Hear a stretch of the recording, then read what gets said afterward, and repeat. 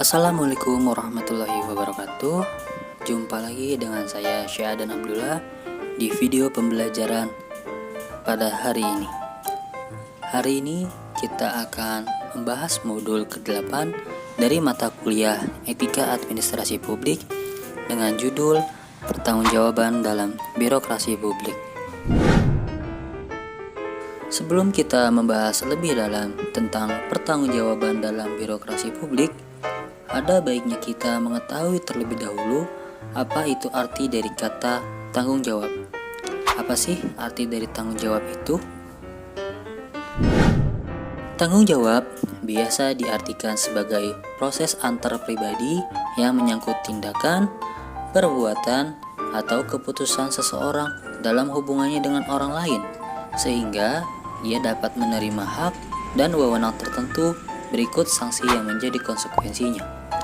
Oleh karena itu, dalam perumusan kebijakan merupakan hasil kesepakatan antara warga pemilih, para pemimpin politik, birokrat, dan para stakeholder lainnya.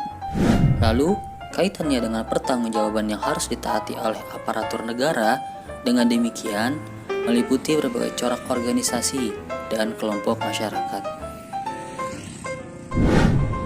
Dalam administrasi publik itu sendiri, pertanggungjawaban meliputi 3 konotasi, yang diantaranya yaitu 1. Pertanggungjawaban sebagai akuntabilitas. 2. Pertanggungjawaban sebagai sebab akibat. Lalu yang ketiga, pertanggungjawaban sebagai kewajiban.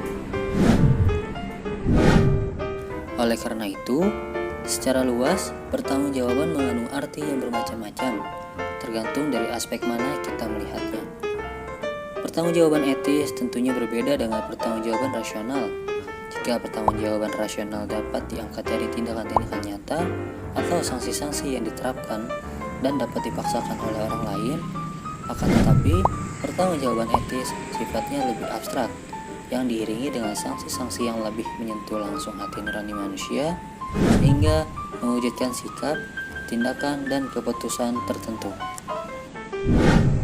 Persoalan-persoalan etis yang dibahas dalam etika administrasi yang sekaligus menjadi ruang lingkup dari etika administrasi itu sendiri, menurut J. Alder antara lain: 1. Apakah ukuran-ukuran dari administrasi yang baik? 2. Apakah sifat dasar dari administrasi yang jelek? 3. Apakah ada bentuk atau model administrasi yang baik atau jelek? 4. Apakah keberhasilan administrasi ditentukan oleh tujuan yang ingin dicapai, yaitu efisiensinya dalam melaksanakan tugas? Dari sini dapat diketahui bahwa lingkup etika administrasi negara adalah pada penentuan nilai dalam proses administrasi. Kedudukan etika administrasi negara berada di antara etika profesi dan etika politik, sehingga tugas administrasi negara tetap memerlukan perumusan kode etik yang dapat dijadikan sebagai pedoman bertindak bagi segenap aparat publik.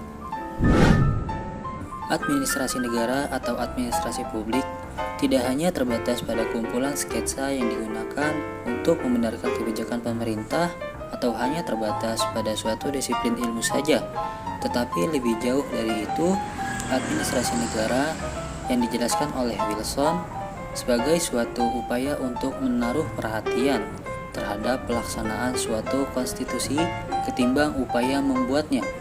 Jadi sangat jelas bahwa dalam administrasi negara dikenal etika administrasi negara yang tujuannya adalah untuk menyelenggarakan kegiatan administrasi negara dengan baik dengan memperhatikan kepentingan masyarakat.